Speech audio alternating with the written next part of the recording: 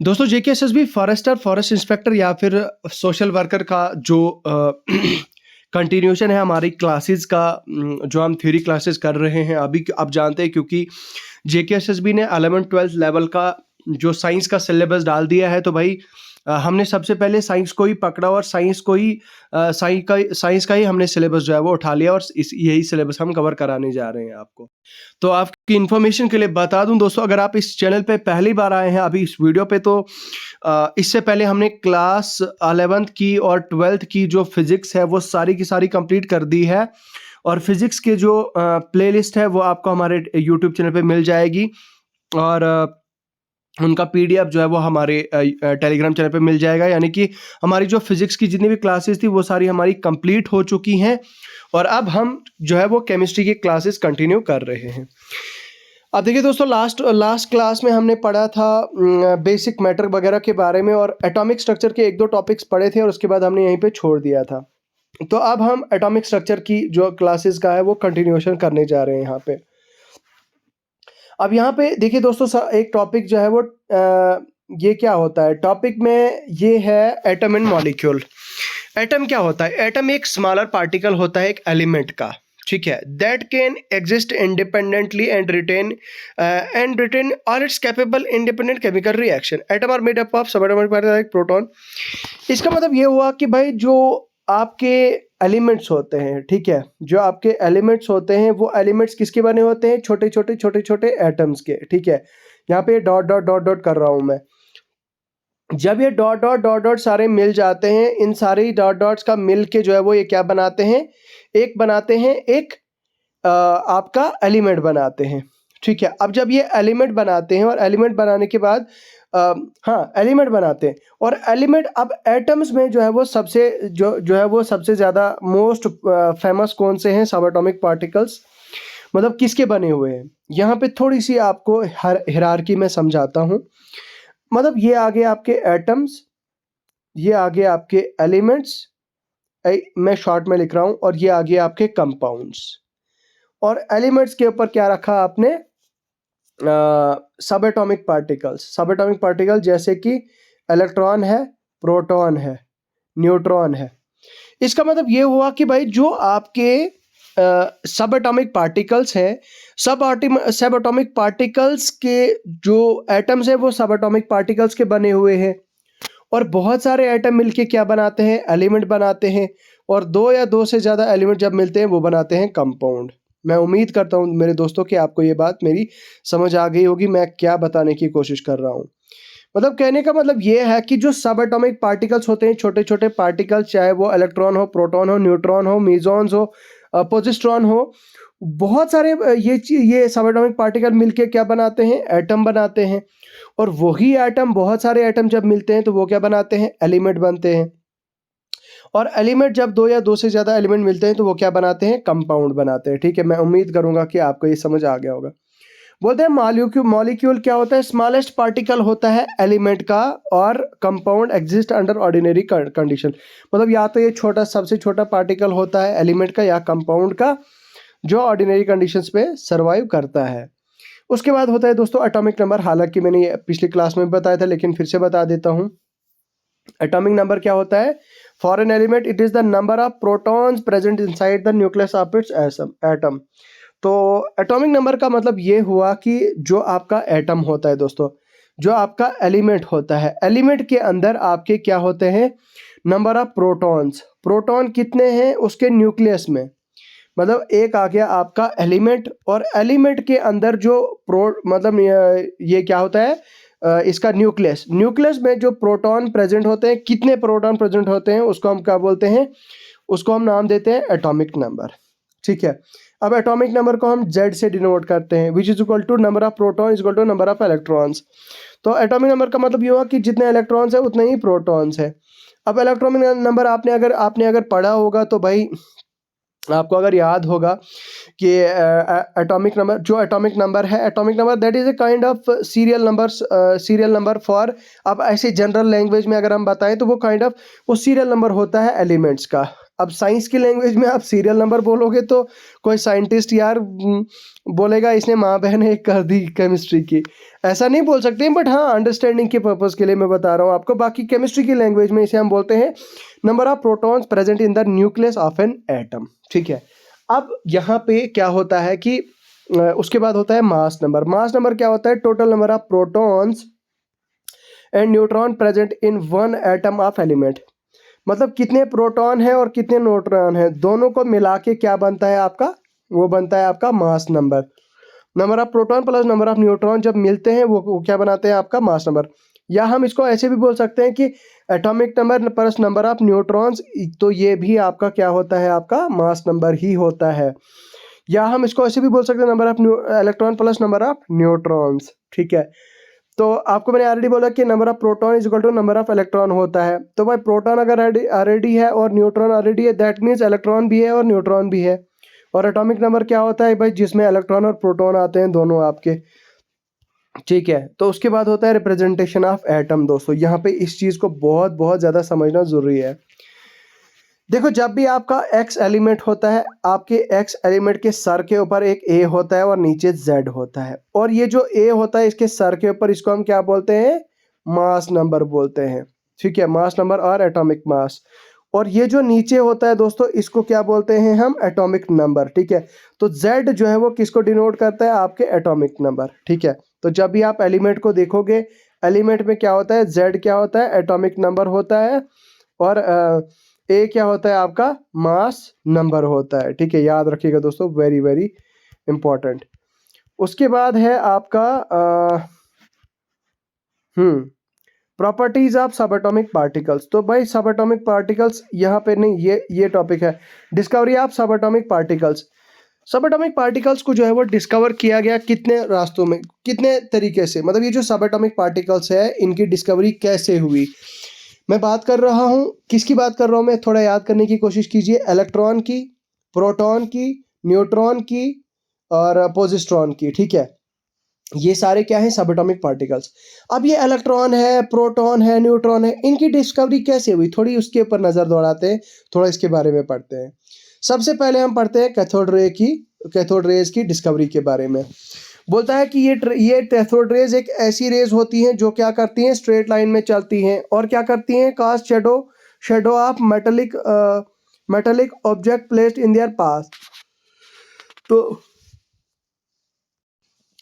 तो मतलब जो मेटेलिक जो मेटल का एक ऑब्जेक्ट आप उनके रास्ते के बीच में रखते हो, उसकी वजह से वो क्या करते हैं? वो शेडो कास्ट करती हैं, ठीक है। The behaviour of the cathode rays are similar to that of negatively charge particles. अब आप डायरेक्टली कैथोड रेज को नेगेटिवली चार्ज पार्टिकल्स नहीं बोल सकते हो, बट हाँ कहीं ना कहीं आप ये बोल सकते हो कि भाई इनका बिहेवियर क्या होता है एग्जैक्टली वो नेगेटिवली चार्ज पार्टिकल्स, तो उनका मतलब सिमिलर होता है नेगेटिव चार्ज पार्टिकल्स का, तो उसको हम क्या बोलते हैं?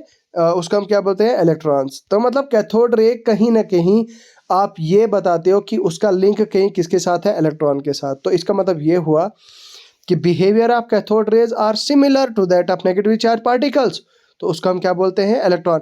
मतलब इलेक्ट्रॉन का और कैथोड रेज का इलेक्ट्रॉन्स और कैथोड रेज का क्या है आपस में बिहेवियर जो है वो क्या है? ऑलमोस्ट सिमिलर है। पहली प्रिसाइज मेजरमेंट किसने की थी चार्ज पे? वो की थी इलेक्ट्रॉन पे, किसने? रॉबर्ट ए मिलिकन ने 1909 में, ठीक है। तो इस चीज़ को याद रखिएगा दोस्तों, वेरी वेरी मच इम्पॉर्टेंट। उसके बाद होती है एनोड रेज। 1886 में एंजन गोल्डस्टीन ने क्या किया? डिस्कवर किया कैनाल रेज। यहाँ पे देखिए, मतलब एंजन गोल्डस्टीन ने डिस्कवर किया कैनाल रेज को। These raise travel in straight line and can also produce mechanical effects. तो भाई एनोड रेज, पहले हमने पढ़ा कैथोड रे और अब हम पढ़ रहे हैं एनोड रेज। तो अब यहाँ पे जो है वो इसके बारे में बोल रहा है कि भाई ये भी स्ट्रेट लाइन और प्रोड्यूस मैकेनिकल इफेक्ट। तो आपकी जो एनोड रेज है ये भी स्ट्रेट लाइन में चलती हैं और मैकेनिकल इफेक्ट जो है वो प्रोड्यूस करती हैं। बाकी ये पॉजिटिव चार्ज होती हैं, ये किसकी बनाई होती हैं? ये प्रोटॉन्स की बनाई होती हैं। उसके बाद नेक्स्ट आता है आपका प्रॉपर्टीज़ क्या होती हैं। प्रॉपर्टीज़ आप देखिए नीचे हम प्रॉपर्टीज़ पढ़ते हैं इन सब एटॉमिक पार्टिकल्स की। इलेक्ट्रॉन क्या है? इलेक्ट्रॉन ये एक नेगेटिवली चार्ज पार्टिकल है। इसको जे थॉमसन ने जो है वो क्या किया था? डिस्कवर किया था। ये याद रखिएगा, आपकी इंफॉर्मेशन के लिए बहुत बहुत ज़्यादा ज़रूरी है। 1897 में। बाकी चार्ज ऑन इलेक्ट्रॉन क्या होता है? 1.6 into 10⁻⁻19 coulomb. Mass on electron is equal to 9.1 into 10⁻31 coulomb और 31 ग्राम। उसके बाद दोस्तों जो मैग्नीट्यूड होता है नेगेटिव चार्ज का, वो इलेक्ट्रॉन पे किसने डिटरमाइन किया था? Millikan oil drop experiment. मतलब मिलिकन ने जो ऑयल ड्रॉप एक्सपेरिमेंट किया था उसके एक्सपेरिमेंट के बेसिस पे हमें पता चला था कि जो नेगेटिव चार्ज होता है इसके ऊपर वो मतलब जो नेगेटिव चार्ज होता है पार्टिकल के ऊपर वो उसी की वो कहाँ से डिनोट किया था, वहाँ कहाँ से निकला था, वो हमें पता चला था मिलिकन ऑयल ड्रॉप एक्सपेरिमेंट से। बाकी प्रोटॉन क्या है? उसको डिस्कवर किया गया था प्रोटॉन को गोल्डस्टीन ई ने। दोस्तों याद रखिएगा, ये पॉजिटिव चार्ज पार्टिकल होता है, इसका जो स्ट्रेंथ है वो ये होती है और इसका मास ये होता है। बाकी न्यूट्रॉन को जेम्स चाडविक, इसका नाम पूरा नाम जेम्स चाडविक है, बोलता है ये न्यूट्रल होता है। प्रोटॉन क्या होता है? ये ना पॉजिटिव होता है ना नेगेटिव होता है, ये होता है न्यूट्रल दोस्तों। तो इसको हम 1.6 इंटू 10⁻⁻27 कोलम 27 ग्राम बताते हैं। अब यहाँ पे hydrogen and protium is the only that does not possess neutron. तो भाई हाइड्रोजन याद रखिएगा, हाइड्रोजन और प्रोटियम ये सिर्फ ऐसे एटम हैं जिनके अंदर जो है वो न्यूट्रॉन नहीं है, ठीक है, बाकी सबके अंदर न्यूट्रॉन है। उसके बाद हम पढ़ते हैं न्यूक्लियस के बारे में। अच्छा, न्यूक्लियस के बारे में क्या होता है दोस्तों कि एटम के पास एक हैवी और न्यूक्लियर पॉजिटिव चार्ज पार्ट होता है इसके सेंटर में। मतलब ये आ गया आपका एटम, ये आ गया आपका सेंटर, और इसके सेंटर में इसका सेंटर जो है वो क्या होता है? हैवी होता है, पॉजिटिवली चार्ज होता है, हैवी होता है। इसको हम क्या बोलते हैं? न्यूक्लियस बोलते हैं। न्यूक्लियस को डिस्कवर किया गया था रदरफोर्ड ने अल्फा पार्टिकल स्कैटरिंग एक्सपेरिमेंट के थ्रू।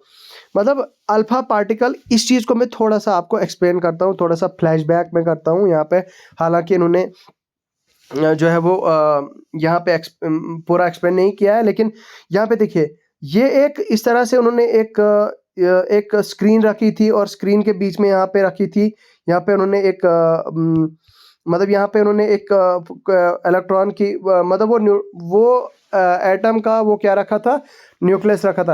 मतलब इस तरह से उन्होंने यहाँ पे जो आपका मतलब क्या हुआ था कि यहाँ से एक सोर्स रखा था अल्फा पार्टिकल का, यहाँ पे भी एक मतलब स्पेस छोटी सी रखी थी ताकि इसके बीच से जो है वो रेज पास करे, और रेज पास करने के बाद यहाँ से बीच से टकराने के बाद वहाँ से कुछ रेज वापस चली गई थी, कुछ ऊपर टकराई थी, कुछ नीचे गई थी, लेकिन बहुत ही कम जो है वो इसके स्ट्रेट चली गई थी। तो उससे क्या हुआ था कि उससे हमें डिस्कवरी ऑफ न्यूक्लियस निकल के आई थी, ठीक है। उसको हम बोलते हैं रदरफोर्ड मॉडल ऑफ एटम।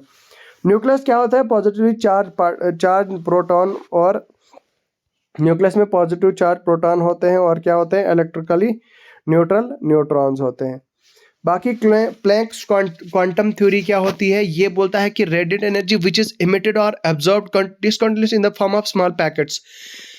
अच्छा, असल में जो बोल रहा है कि जो एक रेडिएंट एनर्जी होती है जिसको इमिट किया जाता है या अब्जॉर्ब किया जाता है डिसकंटिन्यूअसली, किसकी फॉर्म में? स्मॉल पैकेट्स में। तो इसको हम क्या बोलते हैं? क्वांटम। इसको हम क्वांटम बोलते हैं, या फिर इन केयर ऑफ लाइट हम क्या बोलते हैं? Quantum of energy is called photon. E is equal to h nu, E is equal to hc upon lambda, तो where lambda is the Planck's constant। उसके बाद होता है if n is the number of quanta of particle frequency and ET be the total energy, then ET is equal to mh nu। The energy possessed by 1 mole of quanta, मतलब photon वो किसके बराबर होता है? वो होता है वो एनर्जी होती है, ठीक है। बाकी एवोगाड्रो नंबर एन नॉट होता है which is called Einstein energy.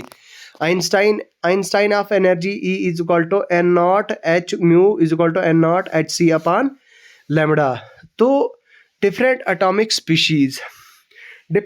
Species क्या क्या होती हैं? अब आइसोटोप्स होती हैं, इसके बारे में तो मैंने पिछली वीडियो में भी बताया था आपको कि आइसोटोप्स क्या होती हैं? वो ऐसे एलिमेंट्स एटम्स होते हैं जिनका सेम एटॉमिक नंबर तो होता है बट डिफरेंट मास नंबर होता है। जैसे कि देखो, जैसे हाइड्रोजन है, हाइड्रोजन के 3 है, 1 2 और 3 हाइड्रोजन है। इनका तो एटॉमिक नंबर डिफरेंट है लेकिन मास नंबर जो है वो सेम है, तो इसको हम क्या क्या बोलेंगे? हाइड्रोजन, इसको हम बोलेंगे आइसोटोप्स। कार्बन के, कार्बन 12, कार्बन 13, कार्बन 14। अब ये जो 12 13 14 है, 12 13 14 है, ये क्या है? ये आइसोटोप्स है। लेकिन जो इसका मास है, मास नंबर क्या है? वो 666 है। तो carbon atomic number 6, mass number different. तो ये क्या आ गया मेरा? Having same same atomic number but different mass number. Atomic number इनका सेम ही है, 6 ही है। मतलब ये एक ही कार्बन है लेकिन कार्बन के 2 पार्ट्स और हैं जिनको हम क्या नाम देते हैं? आइसोटोप्स। और इनका जो मतलब ऑब्वियसली कार्बन का एक ही मास नंबर होता है और एटॉमिक नंबर एक ही होता है, मास नंबर अलग अलग होते हैं। इसी तरह आइसोबार्स होते हैं, इनका जो है वो सेम एक मास नंबर होता है लेकिन डिफरेंट एटॉमिक नंबर होता है। जैसे कि हाइड्रोजन होता है, हीलियम होता है। हाइड्रोजन का भी एटॉमिक मास नंबर 3 होता है, हीलियम का भी 3 होता है, आर्गन का 40 होता है, क्रिप्टॉन का 40 होता है, सीजियम कैल्शियम का 20 मतलब 40 होता है, मास नंबर 20 होता है एटॉमिक नंबर। टेलुरियम का होता है 52 130 और बाकी बेरियम का 56 atomic number, 130 mass number. Xenon का 54 और 130, इस तरह से ये चलता है। बाकी आइसोइलेक्ट्रॉनिक स्पीशीज क्या होती हैं? बोलता है कि species having the same number of electrons but different nuclear charge are known as electronic species, isoelectronic species. मतलब इनके अंदर जो जो आइसोइलेक्ट्रॉनिक स्पीशीज होती है ना, मतलब दोस्तों, वो होती हैं स्पीशीज जिनका सेम, जिनके अंदर से इलेक्ट्रॉन तो बराबर होते हैं लेकिन उनके ऊपर चार्ज अलग अलग होता है। अब देखो यहाँ पे मिसाल के तौर पर मैं आपको समझाना चाहूँगा थोड़ा सा आपको। यहाँ पे मैग्नीशियम है और सोडियम है। अब मैग्नीशियम का पता है आपको कि भाई इसका एटॉमिक नंबर क्या है? 12 है। अब 2 पॉजिटिव यहाँ पे लिखा है, इसका मतलब है कि ये दो इलेक्ट्रॉन्स को क्या करेगा? डोनेट कर देगा। इसने 2 इलेक्ट्रॉन डोनेट ऑलरेडी कर दिए हैं। इसका मतलब ये हुआ कि इसके पास 12 इलेक्ट्रॉन्स है तो अब इसके पास Mg10 आ गए, मतलब इसके पास अब 10 बच गए। उसके बाद बात करते हैं सोडियम की, Na पॉजिटिव। इसका मतलब ये हुआ कि सोडियम ने कितना? 1 इलेक्ट्रॉन गेन किया, लूज किया है। तो इसका मतलब ये हुआ कि Na पॉजिटिव ये है कि इसका मतलब अब सोडियम का नंबर, एटॉमिक नंबर 11 है, तो अब जब इसने 1 लूज कर दिया तो इसके पास 10 बचा। तो सोडियम और मैग्नीशियम क्या हो गए? ये आइसोइलेक्ट्रॉनिक स्पीशीज हो गए। दैट मीन्स उनके जो है वो नंबर ऑफ इलेक्ट्रॉन्स सेम है। आइसोटोन्स क्या होते हैं? उनका क्या होता है? सेम नंबर ऑफ न्यूट्रॉन्स होते हैं। ठीक है, याद रखिएगा। बोहरबरी क्या बोलता है कि it shows the distribution of electron in different shells. अच्छा, बोहरबरी क्या बोलता है? एक शेल होता है, 2 shell, K shell, L shell, M shell, N shell. अच्छा, आपको मैं आपकी इन्फॉर्मेशन के लिए, आपके नॉलेज के लिए यहाँ पे ऐड ऑन करना चाहूँगा।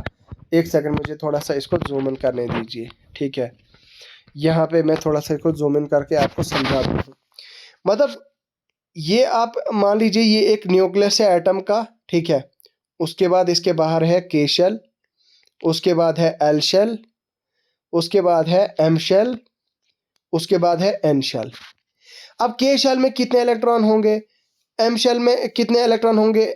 एन शेल में कितने होंगे? और के एल एम और एन, इनमें कितने कितने इलेक्ट्रॉन होते हैं? इसके लिए हमारी इलेक्ट्रॉनिक कॉन्फ़िगरेशन होती है 2 8 8 18 18 36। ठीक है, 2 8 8 18 18 36, ये क्या होती है? ये इलेक्ट्रॉनिक कॉन्फ़िगरेशन होती है। मतलब इसके बेसिस, इसके मतलब इसके रिप्रेजेंटेशन के बेसिस पे जो है वो इलेक्ट्रॉन आपके डिस्ट्रीब्यूटेड होते हैं। अब बोहरबरी भी यही बोल रहा है, ये जो मैं आपको समझा रहा हूँ यही बोहरबरी भी समझा रहा है कि भैया जो डिस्ट्रीब्यूशन होती है इलेक्ट्रॉन्स की डिफरेंट शेल्स में और पाथ्स में, इसको हम क्या बोलते हैं? अब इस स्कीम के अकॉर्डिंग क्या होता है, यहाँ पे अगर आप देखेंगे कि एक शेल के अंदर maximum number of 2n square electrons होते हैं। ठीक है, तो एक शेल के अंदर maximum number of 2n electrons होते हैं। उसके बाद के शेल में आपके कितने होते हैं यहाँ पे? अगर अच्छा मिसाल के तौर पर हम समझे तो के शेल आपका एक मतलब फर्स्ट मतलब होता है ना। ठीक है, अब इसको हम पढ़ते हैं 2 इंटू एन का स्क्वायर, दैट मीन्स 2 इंटू 1 का square which is equal to 2। अच्छा, एल शेल किसके बराबर होता है? एल शेल होता है, एल शेल को मतलब एल शेल के अंदर कितने इलेक्ट्रॉन होते हैं? अब ये एल शेल आपका कितना होता है?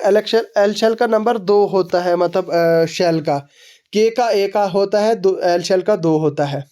जब आप 2 का स्क्वायर इंटू 2 करते हैं, 2 2 ज़ार 4, 4 2 ज़ार 8, इसका मतलब ये हुआ कि एल शेल में आपके 2 इलेक्ट्रॉन्स ऑक्यूपाई होंगे। अगर आप मेरे दोस्तों नहीं समझे तो फिर से समझाता हूँ। मतलब अगर आपको कोई बताएगा कि भाई बताओ एम शेल में जो है वो एम शेल में टोटल इलेक्ट्रॉन कितने होंगे, बताओ भाई मुझे कितने होंगे, अगर आपको जनरली कोई पूछे, या अगर आपको बताए कि भाई कि एल शेल में कितने इलेक्ट्रॉन टोटल होते हैं, आप कैसे जवाब दोगे? आई नो शायद आपको डिफिकल्टी हो सकती है, लेकिन यहाँ पे 2n का फार्मूला 2n स्क्वायर का फार्मूला यूज़ करके निकल जाएगा, ठीक है। अब देखो जैसे के शेल का नंबर 1 होता है, के एल एम और एन, ये होता है 1 2 3 और 4। अब के शेल के लिए मैं क्या काम करता हूँ, 2 इंटू 1 का स्क्वायर हो गया 2 का 2, उसके बाद एल क्या हो गया, एल शेल क्या हो गया 2 इंटू एन का square which is equal to 4, 2 2 ज़ार 4, 4 2 ज़ार 8। तो बोलता है आउटरमोस्ट शेल के अंदर जो है वो 8 से ज़्यादा इलेक्ट्रॉन नहीं होने चाहिए। Electron can enter into new shell after filling the previous one. उसके बाद होता है क्वांटम नंबर। मतलब क्वांटम नंबर को क्या बोलते हैं हम दोस्तों, ये होते हैं just like an address of the electrons. अच्छा, इलेक्ट्रॉन का घर कहाँ पे है, इलेक्ट्रॉन कहाँ पे रहते हैं, इलेक्ट्रॉन का लोकेशन कहाँ होता है, इलेक्ट्रॉन्स कहाँ कैसे जीते हैं, कहाँ पे रहते हैं, ये सारी चीज़ें इसके बारे में क्वांटम नंबर हमें बताते हैं। अब क्वांटम नंबर इसका हम सारा चीथड़ा निकाल के देते हैं कि भाई अगर इलेक्ट्रॉन है तो उसका घर किस कंट्री में होगा, फिर किस कंट्री के किस स्टेट में होगा, स्टेट के फिर किस डिस्ट्रिक्ट में होगा, डिस्ट्रिक्ट की कुछ तहसील में होगा, और फिर वो ब्लॉक तक निकाल देता है। तो मैं उम्मीद करूंगा दोस्तों कि आपको मेरी इस थोड़ी फनी एग्जांपल से आपको मज़ा मतलब समझ आ गया होगा। अब सबसे पहले होता है प्रिंसिपल क्वांटम नंबर। इसका मतलब होता है कि n इज इक्वल टू 1 2 3 और 4। उसके बाद होता है अर्जिम्यूथल क्वांटम नंबर, 0 से लेकर n-1 के बीच में जो है वो आपका कौन सा अर्जिम्यूथल क्वांटम नंबर लाई करता है। इसकी वैल्यू क्या होती है, n होती है। उसके बाद होता है आपका मैग्नेटिक क्वांटम नंबर, इसको हम m और m1 बोलते हैं। तो मैग्नेटिक क्वांटम नंबर क्या होता है, -1 to +1। ये क्या होता है आपका -1 to +1। उसके बाद होता है स्पिन क्वांटम नंबर, इसको हम +1/2 और -1/2 जो है वो इसकी स्पिन की फॉर्म में देखते हैं। उसके बाद होता है दोस्तों इलेक्ट्रॉनिक कॉन्फ़िगरेशन। सबसे ज़्यादा इम्पॉर्टेंट जो है वो आपकी इलेक्ट्रॉनिक कॉन्फ़िगरेशन होती है, ठीक है। इलेक्ट्रॉनिक कॉन्फ़िगरेशन जो जनरल होती है आपके इलेक्ट्रॉन्स की, वो होती है 2 8 8 18 18 32, 2 8 8 18 32। अच्छा, अब मुझे आप बताओगे कि सर बताओ हमें इलेक्ट्रॉनिक कॉन्फ़िगरेशन क्या होगी इलेक्ट्रॉन्स की, तो मैं तो आपको सीधा 1s2 2s2 2p3, लेकिन अगर आप मुझे पूछोगे कि भाई जनरल क्या होती है इलेक्ट्रॉनिक कॉन्फ़िगरेशन, तो जनरल के लिए मुझे आपको बताना पड़ेगा 2 8 8 18 32। अब मैं इसको एग्जांपल के तौर पे आपको समझाना मतलब चाहूँगा।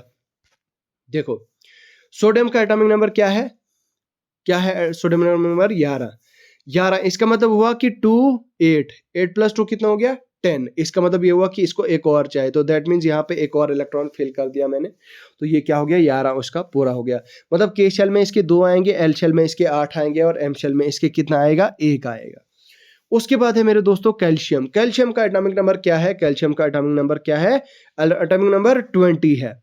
अब आपने रूल के हिसाब से भरना है 2 8 8। तो अब यहाँ पे अगर जब आपने रूल के हिसाब से यहाँ पे फिल कर दिया तो 2 8 8, तो उसके बाद 8 2 16 17 18, तो इसका मतलब ये हुआ 18, तो +2 हो जाएगा यहाँ पे, तो 2 + 2 हो जाएगा, ये क्या हो जाएगा कैल्शियम Ca20।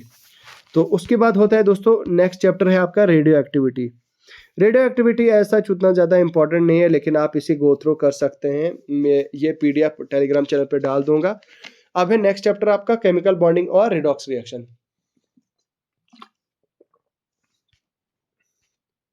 अब यहाँ तक तो मेरे दोस्तों आपको समझ आ ही गया होगा कि भाई इलेक्ट्रॉन्स क्या होते हैं, सब एटॉमिक पार्टिकल्स क्या होते हैं। थोड़ा सा रिवाइज कराता हूँ आपको मैं कि भाई सबसे पहले हमने पढ़ा कि भाई सब एटॉमिक पार्टिकल्स होते हैं, वो जब बहुत सारे मिलते हैं तो वो क्या बनाते हैं, वो एटम बनाते हैं। तो जब बहुत सारे एटम मिलते हैं वो क्या बनाते हैं, एलिमेंट बनते हैं, और एलिमेंट का मिक्सचर होके क्या बनता है, कंपाउंड होता है। अब यहाँ पे समझने की जरूरत क्या है दोस्तों कि जो केमिकल बॉन्ड होता है वो क्या होता है। The forces of attraction like interatomic, intermolecular और interionic forces which hold two more constituent electron together. इनका मतलब ये हुआ कि भाई ये जो इलेक्ट्रॉनिक कॉन्फ़िगरेशन होती है, ये जो फोर्स ऑफ अट्रैक्शन होती है, मतलब ये दो इलेक्ट्रॉन या प्रोटॉन, मतलब एक तरफ इलेक्ट्रॉन है दूसरी तरफ प्रोटॉन है, ये एक इन दोनों को जो है वो आपस में जोड़ के रखता है। तो जब ये क्या काम करता है, ये एटॉमिक इंटरमॉलिक्यूलर फोर्सेस, तो ये आपके इलेक्ट्रॉन प्रोटॉन को लिटरली मतलब वो पकड़ के नहीं रखता है। यहाँ पे क्या चीज बोल रहा है कि intermolecular forces which hold two और मोर एटम्स और अच्छा, ये दो एटम्स, दो या दो से ज्यादा एटम्स को जब कंबाइन करके रखता है, पकड़ के रखता है एक को दूसरे के साथ, तो इसको हम क्या बोलते हैं, केमिकल बॉन्ड बोलते हैं। जर्नल में अगर देखा जाए तो बोलता है एटम कंबाइन करते हैं किसके साथ, टू कंप्लीट देयर ऑक्टेट। मतलब ये हुआ कि ये एक दूसरे के साथ शादी तब करते हैं जब इनको अपना ऑक्टेट कंप्लीट करना होता है। तो अब आप बोलोगे कि सर ये ऑक्टेट क्या होता है, तो ऑक्टेट का तो मैंने पहले ही बता दिया कि भाई जनरल इलेक्ट्रॉनिक कॉन्फ़िगरेशन क्या होती है। ऑक्टेट कंप्लीट करने के लिए 2, 8, 8, 18 और 32 होती है आपकी इलेक्ट्रॉनिक कॉन्फ़िगरेशन। मतलब इसके अकॉर्डिंग अगर एलिमेंट्स में सारे इलेक्ट्रॉन फिल करके हैं, दैट मीन्स वो एलिमेंट जो है वो आपका क्या है, वो एटम क्या है आपका, स्टेबल है, और उसको कोई भी ना ही कोई इलेक्ट्रॉन गेन करने की जरूरत है और ना ही कोई प्रोटॉन गेन करने की जरूरत है और ना ही लूज करने की जरूरत है। दैट मीन्स वो आपका जो एलिमेंट है वो क्या है, स्टेबल है, उसको किसी भी तरह की बॉन्डिंग कुछ भी जो है वो जरूरत नहीं है। ऑन द अदर हैंड, जब आपका एलिमेंट जो है वो एलिमेंट क्या करता है, जब आपका एलिमेंट मान लो उसका ऑक्टेट कंप्लीट नहीं है, तो वो अपना ऑक्टेट कंप्लीट करने के लिए वो पड़ोसी वाले एलिमेंट से क्या काम करेगा, उधार ले लेगा, बोलेगा भाई चलो ठीक है, आपको भी इतने की जरूरत होगी तो चलो मेरी भी जरूरत पूरी हो जाएगी, तो लो आपकी भी जरूरत पूरी हो जाएगी। तो कहने का मतलब ये है कि मेरे दोस्तों कि यहाँ पे बोला जा रहा है कि जैसे मान मिसाल के तौर पर सोडियम है H2O, ठीक है, H2O सबसे सिंपल एग्जांपल है। ये क्या है, वाटर है आपका। अब वाटर में आपको पता है कि भाई ये कैसे बनता है, जब हाइड्रोजन प्लस ऑक्सीजन मिलते हैं ये क्या बनाते हैं आपका, ये बनाते हैं वाटर आपका। बोलो वेरी गुड। अब ये जो वाटर इन्होंने बनाया, इन्होंने कंबाइन होने के बाद बनाया ये वाटर, तो कंबाइन कैसे हुए, सवाल पैदा होता है कि भाई ये कंबाइन कैसे हुए। जब हाइड्रोजन और ऑक्सीजन एक दूसरे के साथ मिले उन्होंने वाटर बनाया, लेकिन मिले कैसे, रीजन क्या है, केमिकल रीजन क्या है। केमिस्ट्री बोलती है बाबा रीजन बताओ, क्यों, कैसे, एक्सप्लेन करो। कोई बात नहीं, एक्सप्लेन कर देते हैं। अच्छा, हाइड्रोजन का एटॉमिक नंबर क्या होता है, 1 होता है, और H2O ऑक्सीजन का एटॉमिक नंबर क्या होता है, 8 होता है। ठीक है, अब यहां पे ध्यान दीजिएगा, ये जो जनरल इलेक्ट्रॉनिक कॉन्फ़िगरेशन है वो 2, 8, 8, 18, 32 है। इसका मतलब ये हुआ कि आप अब जब यहाँ पे जो हाइड्रोजन है, हाइड्रोजन के आउटर मोस्ट शेल में एक ही इलेक्ट्रॉन है, तो दैट मीन्स इसको एक और की जरूरत है, इसको किसी और से लेना पड़ेगा, उसके बाद इसका ऑक्टेट कंप्लीट हो जाएगा, फिर ये स्टेबल हो जाएगा, फिर ये बोलेगा ना ना भैया मुझे अपनी जगह पे बैठना है, मुझे कहीं नहीं जाना है। उसके बाद ठीक उसी तरह से ऑक्सीजन का होता है। ऑक्सीजन का जब हम 2 पहले इलेक्ट्रॉन, मतलब रूल भी यही है ना कि भाई 2 पहले इसमें भरने हैं, फिर उसके बाद K shell, L shell, M shell, N shell. अच्छा, K शेल में जब आपने 2 इलेक्ट्रॉन भरे और 2 इलेक्ट्रॉन भरने के बाद यहाँ पे क्या काम, कितने बचे आपके, टोटल 6 बचे। तो इसका मतलब ये हुआ कि आपको कितने चाहिए, 2 चाहे, और तो 2 जब और चाहे आपको, तो क्या होगा आपका, आपको गेन करना पड़ेगा। ठीक है, अब आपको मतलब गेन करना पड़ेगा, 2 आपको और चाहिए, 6 + 2। अब ये हाइड्रोजन क्या काम करेगा, हाइड्रोजन हाइड्रोजन के साथ बॉन्ड बना लेगा, तो ये बन जाएगा H2। जब ये हाइड्रोजन H2 बन जाएगा तो यहाँ पे क्या हो जाएगा, हाइड्रोजन हाइड्रोजन मिल जाएंगे, तो हाइड्रोजन हाइड्रोजन मिलने के बाद यहाँ पे क्या चीज होगी दोस्तों, उस चीज पे ध्यान दीजिए। तो वो बनेगा H2 आपका। अब वो जब H2 बनेगा तो उसके बाद आपने H2 + O किया, तो हाइड्रोजन के साथ आपने बॉन्ड बनाया। तो अब देखो, अब हाइड्रोजन के तो 2 एटम्स के बॉन्ड तो बन गया ना, अब रही बात ऑक्सीजन की। ऑक्सीजन बोलता है बेचारा मेरे पास कितने मतलब आउटरमोस्ट शेल में है 2 और 4। इसका मतलब ये हुआ कि नहीं, सॉरी, ऑक्सीजन का नंबर 6 होता है, 8 होता है। इसका मतलब ये हुआ कि 2 अंदर और 6 बाहर। इसका मतलब ये है कि 2 इसको गेन करने हैं, ठीक है। तो गेन कहाँ से करेगा, ये H2 इसको देगा, क्योंकि H2 बोलेगा इसको मैं भी आपको 2 दूंगा और आप भी मुझे 2 दोगे, यहाँ से मेरी जो है वो क्या हो जाएगी, मेरा ऑक्टेट भी कंप्लीट हो जाएगा और आपका ऑक्टेट भी कंप्लीट हो जाएगा। आयंस क्या होते हैं, आयंस जो है वो इलेक्ट्रिकली चार्ज स्पीशीज होते हैं। भाई सीधी सीधी बात सुनो यार, जो जो इलेक्ट्रॉन्स होते हैं, प्रोटॉन होते हैं, वगैरह वगैरह वगैरह वगैरह जितने भी होते हैं वो क्या होते हैं, आपके आयंस होते हैं। अच्छा, कैटाइन जो है वो हमेशा लेस इलेक्ट्रॉन मिलते हैं उससे, लेस देन, यहाँ पे आप देख सकते हैं cation contain less than in normal atom while in anion contains more than electron than normal atom. Cation में क्या होता है, कैटाइन कैटाइन यहाँ पे देखिए कैटाइन क्या होता है, एनोइन और कैटाइन आयंस। अब यहाँ पे एक चीज मैं आपको बता दूं, जब भी किसी एटम के ऊपर पॉजिटिव चार्ज होता है, क्या होता है, जब एक एटम के अंदर के ऊपर पॉजिटिव चार्ज होता है उसको हम बोलते हैं कैटाइन, और जब एक एटम के ऊपर पॉजिटिव चार्ज होता है उसको हम क्या बोलते हैं, एनाइन बोलते हैं। कैटाइन जो है वो contains less than 1 normal atom. Cation में क्या होता है दोस्तों, इससे कम एक नॉर्मल एटम होता है, और while atom contains more electron than a normal atom, ठीक है। तो एक कैटाइन में क्या होते हैं, कम इलेक्ट्रॉन्स होते हैं, क्योंकि ऑब्वियस सी बात है भाई, उसने जो है वो क्या किया है, लूज किया है, तो ऑब्वियस सी बात है उसके पास क्या होंगे, कम होंगे, मतलब या उसके पास पहले से ही नहीं है, तो मोर देन द नॉर्मल। उसके बाद बोलता है when the atom loses 1 electron it carries 1 positive charge. बोलता है कि जब एटम लूज करता है एक इलेक्ट्रॉन, ये कैरी क्या करता है, एक positive charge that is converted into cation. तो इसका मतलब ये हुआ कि जब एक इलेक्ट्रॉन एक एलिमेंट जो है वो क्या करता है, इलेक्ट्रॉन लूज कर देता है, तो उससे क्या होता है, यहाँ पे आप देख सकते हैं, इट कैरीज पॉजिटिव चार्ज और converted in cation, and if it is a positive charge then it is converted to anion, ठीक है। तो उसके बाद बोलते हैं यहाँ पे कोई भी डिफरेंस नहीं है आपके एटॉमिक नंबर में और आपके नंबर ऑफ प्रोटॉन्स में। बाकी वैलेंस इलेक्ट्रॉन क्या होते हैं, वैलेंस इलेक्ट्रॉन आपको पता है कि जो वैलेंस इलेक्ट्रॉन होते हैं दोस्तों, वो लोकेटेड एट आउटरमोस्ट शेल, मतलब वो आउटरमोस्ट शेल में होते हैं, K shell, L shell, M shell, N shell, ठीक है, के, एल, एम और एन। अब ये बोल रहा है कि जो वैलेंस इलेक्ट्रॉन होते हैं भाई, वो सबसे आउटरमोस्ट शेल में प्रेजेंट होते हैं, क्योंकि वो वेले होते हैं, ठीक है, क्योंकि उनको कार नहीं होता है, ठीक है।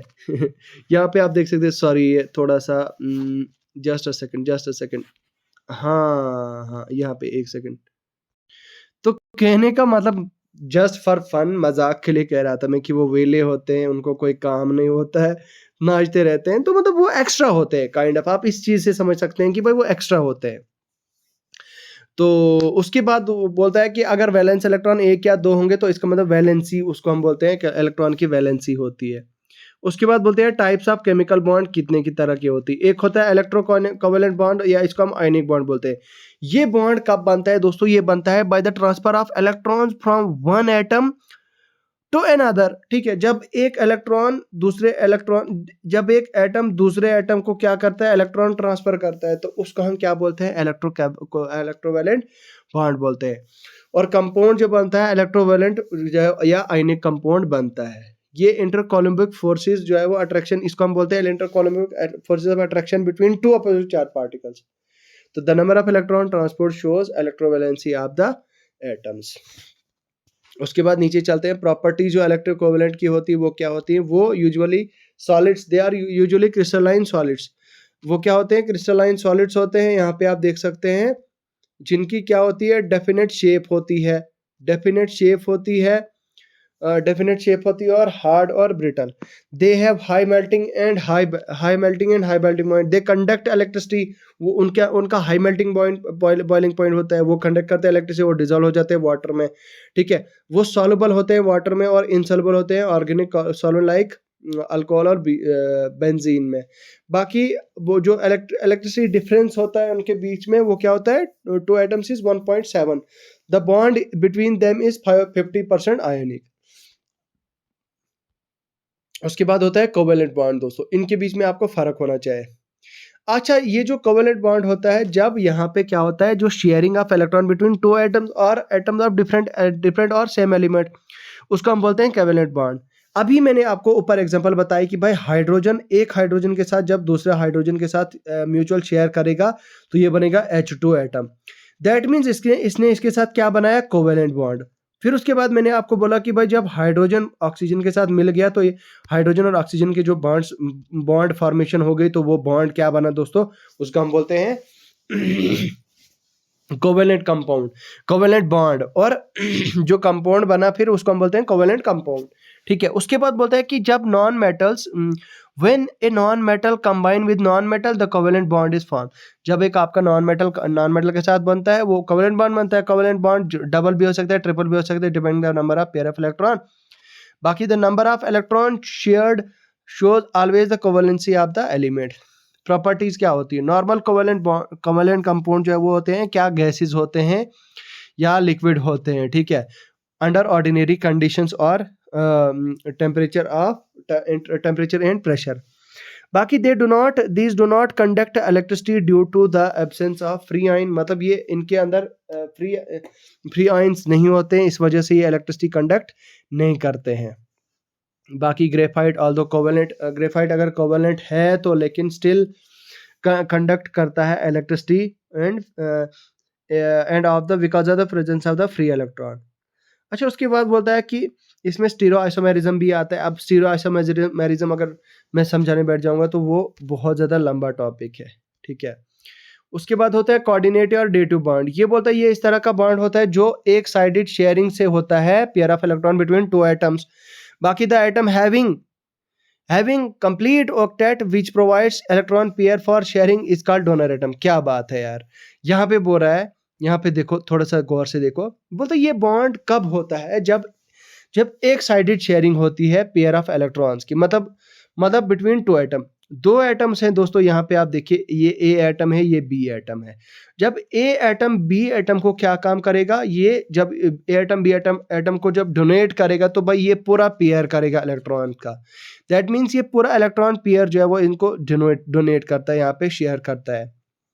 The atom having complete octet which provides electron pair for sharing is known as donor atom. बाकी जो atom which accept the donor electron pair is called acceptor atom. जो इलेक्ट्रॉन पेयर को एक्सेप्ट करता है उसको हम क्या बोलते हैं, एक्सेप्टर एटम। यहाँ पे आपका फॉर्मूला है, यहाँ पे आप देख सकते हैं। उसके बाद होता है हाइड्रोजन बॉन्ड। ये बोलता है इलेक्ट्रोस्टैटिक फोर्स ऑफ अट्रैक्शन के ये जो बनता है ये किसकी वजह से बनता है, इलेक्ट्रोस्टैटिक फोर्स ऑफ अट्रैक्शन से बनता है between hydrogen and other and hydrogen and यहाँ पे आप देख सकते हैं एंड हाईली इलेक्ट्रोनेगेटिव एलिमेंट।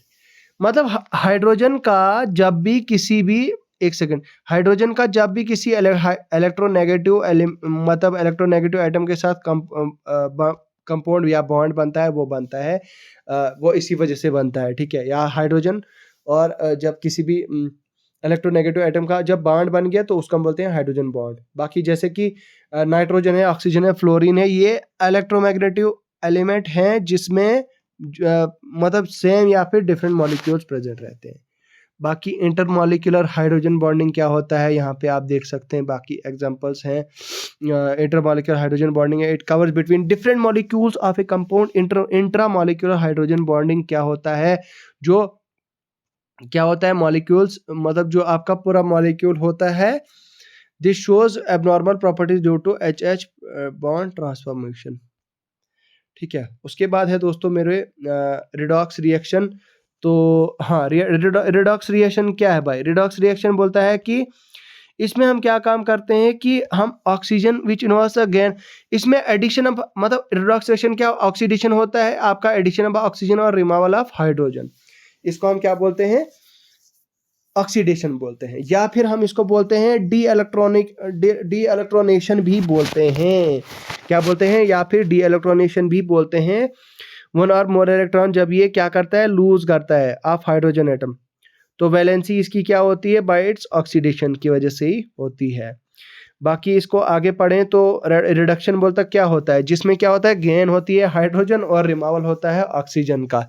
इसका उल्टा हो जाता है ऑक्सीडेशन का। ठीक है, जैसे कि यहाँ पे मान लो कि S एक एलिमेंट है और इसमें क्या होता है कि एक S एक एलिमेंट है प्लस 2 इलेक्ट्रॉन्स। जब S2 माइनस, तो ये क्या बनता है आपका S2 माइनस। तो इसमें क्या होता है, decrease in positive valency of an element. बाकी ऑक्सीडाइजिंग एजेंट क्या होता है भाई, ये वो एक एजेंट की तरह काम करता है। जैसे एजेंट्स होते हैं ना बसेस में, वो टिकट काटते हैं आपकी, इसी तरह ये आपका एक एजेंट होता है। ये एक्सेप्ट करता है इलेक्ट्रॉन को केमिकल रिएक्शन में। उसके बाद इलेक्ट्रॉन एक्सेप्टर और oxidising agent all the positive. तो उसके बाद जब ये एक्सेप्ट करता है और उसके बाद ये जो है वो क्या करता है, ऑक्सीडेशन कराता है, ठीक है। ऑक्सीडाइजिंग एजेंट्स को हम क्या बोलते हैं, ये होते हैं आपके लेविस एसिड्स, मतलब इनके ऊपर पेयर ऑफ इलेक्ट्रॉन होता है। उसके बाद होता है आपका रिड्यूसिंग एजेंट। क्या होता है भाई, जो रिड्यूस करता है, ठीक है। जैसे कि all the negative charge species, तब तमाम जिनको हम लेविस बेस बोलते हैं। बाकी होती है ऑक्सीडेशन स्टेट दोस्तों, यहाँ पे आप देख सकते हैं। बोलता है ये एक रियल या फिर इमेजिनरी चार्ज होता है जो एटम पे होता है, appears to have in combined state. Oxidation state मतलब जब आपका एलिमेंट या फिर कंपाउंड एक कंबाइंड स्टेट में होता है, तो इससे हमें पता चलता है कि चार्ज क्या है उस एटम पे पर्टिकुलरली, ठीक है। Oxidation state of an element में भी ये पॉजिटिव हो सकती है, नेगेटिव हो सकती है, जीरो या फिर फ्रैक्शनल। रूल्स क्या क्या होते हैं, ऑक्सीडेशन स्टेट जो है वो एलिमेंट की होनी चाहिए फ्री और अनकंफाइंड स्टेट इज जीरो। जब मतलब फ्री या फिर अनकंबाइंड स्टेट होती है वो मतलब जीरो हो जाती है, तो electro oxidation state of O in O2 and O3 in is zero, ठीक है। बाकी ऑक्सीडेशन स्टेट जो हाइड्रोजन की होती है, मोस्ट ऑफ द मतलब इसके मोस्ट कंपाउंड्स में क्या होती है, पॉजिटिव वंस। तो याद रखना, मतलब जो हाइड्रोजन की मोस्ट ऑफ द कंपाउंड्स में ऑक्सीडेशन स्टेट होती है वो 1 रहती है, या फिर मेटेलिक हाइड्राइड्स में -1 होती है। ऑक्सीडेशन स्टेट क्या होती है आपकी, oxidation state of oxygen is in most of the compound is -2। तो मोस्ट ऑफ द कंपाउंड में क्या है, ये -2 है, एक्सेप्ट परऑक्साइड्स और सुपर ऑक्साइड और ऑक्सीजन फ्लोराइड्स, ठीक है। उसके बाद होता है दोस्तों आपका ऑक्सीडेशन स्टेट, जो आपके एलिमेंट होते हैं पहले ग्रुप के, दूसरे तीसरे ग्रुप के, और सब ग्रुप जो होते हैं आपके पीरियोडिक टेबल में, इसमें क्या होती है, +1 +2 और +3 होती है। बाकी ऑक्सीडेशन स्टेट किसी भी आयन की किसके बराबर होती है, चार्ज प्रेजेंट ऑन इट। मान लो अगर Mg2 पॉजिटिव है, इसका मतलब ये हुआ कि इसकी ऑक्सीडेशन स्टेट 2 है, ठीक है, क्योंकि इसके ऊपर चार्ज क्या है, 2 पॉजिटिव है। तो दैट मीन्स इसके ऊपर क्या है, ऑक्सीडेशन नंबर इसका। Oxidation state of an ion is equal to the charge present on it. उसके बाद algebraic sum of oxidation state of element of a molecule, each molecule is 0। Algebraic sum क्या होता है उन सभी का, क्या होता है, 0 होता है। ऑक्सीडेशन स्टेट बोलता है आपका फ्लोरीन की हमेशा नेगेटिव होती है, वो कभी चेंज नहीं होती है। तो भाई मुझे लगता है ये चैप्टर जो है वो यहाँ पे थोड़ा सा लंबा हो चुका है, मतलब 2 चैप्टर्स हमने कर लिए इसमें। एक तो हमने क्या क्या किया, हमने एक एटॉमिक स्ट्रक्चर किया, और हमने केमिकल बॉन्डिंग एंड रिडॉक्सेशन। कहने को तो हमने 3 चैप्टर किए, तो लेकिन 2 चैप्टर ये हमारे सिलेबस के हैं यहाँ पे जो हमने कर दिए।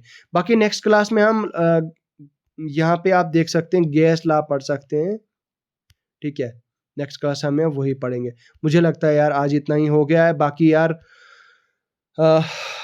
जितना ज़्यादा हो सकता है इस वीडियो को लाइक करें, शेयर करें, और अपना फूल बरसाएं, प्यार बरसाएं, और अपने प्यारे प्यारे कमेंट ज़रूर लिखें। कुछ भी लिखें। अगर आप मुझे बुरा कहना चाहते हैं, कुछ भी जो आपको पसंद है भाई, आपकी आज़ादी है, तो आप कुछ भी कह सकते हैं, कुछ भी लिख सकते हैं, लेकिन कमेंट सेक्शन में एंगेजमेंट बढ़ाएं, अपनी कमेंट में अपना कमेंट ज़रूर डालें। बाकी मैं चलता हूँ, अभी के लिए फ़िलहाल इतना ही है, मुझे दीजिए इजाज़त।